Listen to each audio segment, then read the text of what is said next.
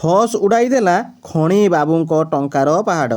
ଯୁଆଡ଼େ ହାତ ବୁଲାଇଲେ ବାହାରିଲା ବିଡ଼ା ବିଡ଼ା ନୋଟ୍, ବିଡ଼ା ବିଡ଼ା ଖଟ, ବିଡ଼ା ବିଡ଼ା ଖଡ଼ଖଡ଼ିଆ ନୋଟ୍। 100 200ରୁ 500 ଟଙ୍କିଆ ନୋଟ୍ ଚଟାଣ ଉପରେ ଚକଚକ୍ କରୁଛି। ମେସିନ୍ ଲାଗିଛି, ଗଣା ଚାଲିଛି। ମଝିରେ ମଝିରେ ବ୍ୟାଙ୍କ କର୍ମଚାରୀଙ୍କ ମେସିନ୍ ବି ଜାମ୍ ଧରୁଛି। ଗୋଟିଏ ପରେ ଗୋଟିଏ ଟଙ୍କା ବିଡ଼ା ଗଣା ଚାଲିଛି। ଥାକ ଥାକ କରି ଟ୍ରଲି ବ୍ୟାଗ୍ରେ ଖଞ୍ଜା ହୋଇ ରଖାଯାଉଛି। ଘରର ପ୍ରତିଟି କୋଣରୁ ମିଳୁଛି ପୁଳା ପୁଳା ଟଙ୍କା।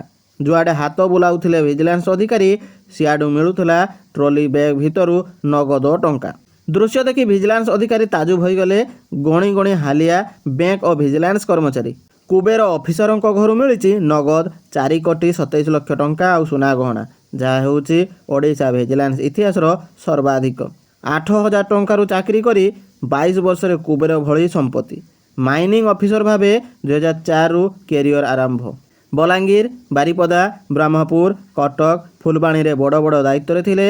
ଡିସେମ୍ବର 2025ରୁ ପୁଣି କଟକରେ ଉପନିର୍ଦ୍ଦେଶକ ଭାବେ ଯୋଗ ଦେଇଥିଲେ। ପୂର୍ବରୁ ଭିଜିଲାନ୍ସ ଲିଷ୍ଟରେ ନାଁ ଚଢ଼ାଇ ବଦନାମର ଟୀକା ବି ପିନ୍ଧିଥିଲେ। ତଥାପି ବାବୁଙ୍କ ଲୋଭ ଛାଡ଼ି ନଥିଲା।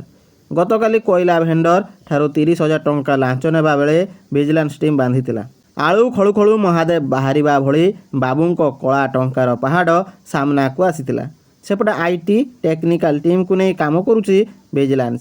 ଏବେ ବି ବ୍ୟାଙ୍କ ଲକର ଖୋଲିବା ବାକି ଅଛି। 15ରୁ ଅଧିକ ଆକାଉଣ୍ଟ ମିଳିଛି। ଜୀବନ ବୀମା, ଫିକ୍ସ ଡିପୋଜିଟ୍, ପୋଷ୍ଟାଲ ଏସବୁର ଖୋଳତାଳ ଜାରି ରହିଛି। ଆବଶ୍ୟକ ସ୍ଥଳେ ସେଣ୍ଟ୍ରାଲ ଏଜେନ୍ସି ସହ ଯୋଗାଯୋଗ କରିବ ଭିଜିଲାନ୍ସ। ଏହି ଅଫିସରଙ୍କ ଘରେ ଯଦି ଏତେ, ତାହେଲେ ବଡ଼ ବଡ଼ ବାବୁଙ୍କ ସମ୍ପତ୍ତି କେତେ? ଦେବବ୍ରତଙ୍କ ସହ ମିଶି କେଉଁ କେଉଁ ଅଧିକାରୀ ନିଜର କଳା ସାମ୍ରାଜ୍ୟ ଗଢ଼ିଛନ୍ତି? ଦେବବ୍ରତଙ୍କୁ ସୁରକ୍ଷା ଦେଉଥିବା ପ୍ରଭାବଶାଳୀଙ୍କ ପାଖରେ କେବେ ପହଞ୍ଚିବ ଭିଜିଲାନ୍ସ? ତାହା ଦେଖିବାକୁ ବାକି ରହିଲା। ଧନ୍ୟବାଦ।